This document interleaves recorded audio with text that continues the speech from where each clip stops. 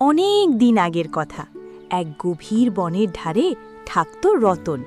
রতন ছিল খুব গরিব কাঠুরে, কিন্তু মনের দিক থেকে একদম খাঁটি সোনা।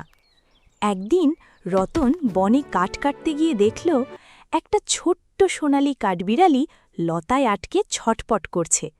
রতন দৌড়ে গিয়ে লতা কেটে কাঠবিড়ালিটাকে বাঁচিয়ে দিল।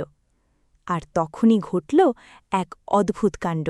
কাঠবিড়ালিটা মানুষের গলায় বলে উঠল, কাঠুরে ভাই, তুমি আমার প্রাণ বাঁচিয়েছ, আজ থেকে তুমি যা চাইবে আমি তাই দেব।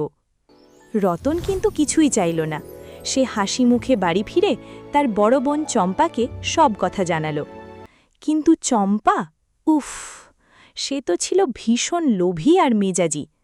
আরে তুই আস্ত একটা গাধা, আমাদের এই ভাঙা কুড়ে ঘরটা চোখে পড়ে না? যা, ওই জাদুর কাঠবিড়ালির কাছে গিয়ে একটা দালান বাড়ি চেয়ে আয়। রতন ভয়ে ভয়ে বনের ধারে গিয়ে কাঠবিড়ালিকে ডাকল। কাঠবিড়ালি আসলো। রতন কাচুমাচু হয়ে বলল, বোন একটা বড় দালান বাড়ি চায়। কাঠবিড়ালি মুচকি হেসে বলল, যাও রতন, বোনকে গিয়ে দেখো। রতন বাড়ি ফিরে দেখল, বাহ, টিনের ঘরের জায়গায় বিশাল এক দালান, সামনে বাগান। চম্পা তো খুশিতে ডগমগ। কিন্তু সেই খুশি বেশিক্ষণ টিকল না। এক সপ্তাহ পর চম্পা রতনকে আবার ডাকল। শোন রতন, এই ছোট বাড়িতে আমার মন ভরছে না। আমি চাই আমাদের গ্রামটা আমার হোক। আমি এই এলাকার জমিদারনি হতে চাই। যা, চেয়ে আয়। রতন কাঁপতে কাঁপতে আবার গেল।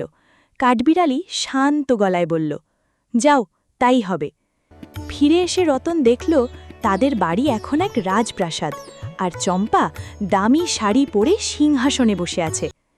কয়েক মাস পর চম্পার মেজাজ আরও চড়ে গেল। বাইরে প্রচণ্ড রোদ, চম্পার খুব গরম লাগছে। রতন, এই রোদ আমার একদম সহ্য হচ্ছে না। তুই ওই কাঠবিড়ালিকে গিয়ে বল, এখন থেকে সূর্য আর বৃষ্টি আমার হুকুমে চলবে। আমি প্রকৃতির মালিক হতে চাই।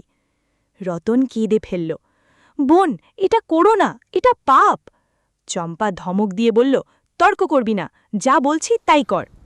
যখন রতন বনের ধারে গিয়ে এই আবদার জানালো, আকাশ তখন কালো হয়ে গেল। কাঠবিড়ালি এবার আর হাসল না, তার চোখ লাল হয়ে গেল। মানুষের লোভের কোনো শেষ নেই রতন, তোমার বোন অনেক লোভী, আর লোভের ফল ভালো হয় না। মুহূর্তের মধ্যে এক প্রচণ্ড ঝড় শুরু হলো। বিজলি চমকাতে লাগল। রতন চোখ বন্ধ করে ফেলল। চোখ খুলে দেখল, রাজপ্রাসাদ নেই, জমিদারি নেই, এমনকি নতুন দালানটাও নেই। সেই পুরনো ভাঙা কুড়ে ঘরটা আবার ফিরে এসেছে। আর চম্পা, সেও পুরনো তালি দেওয়া শাড়ি পরে কুড়ে ঘরের দরজায় বসে কাঁদছে। চম্পা বুঝতে পারল, শান্তি প্রাসাদে থাকে না, শান্তি থাকে মনের সন্তুষ্টিতে। তারপর থেকে তারা ওই কুড়ে ঘরেই সুখে শান্তিতে থাকতে লাগল।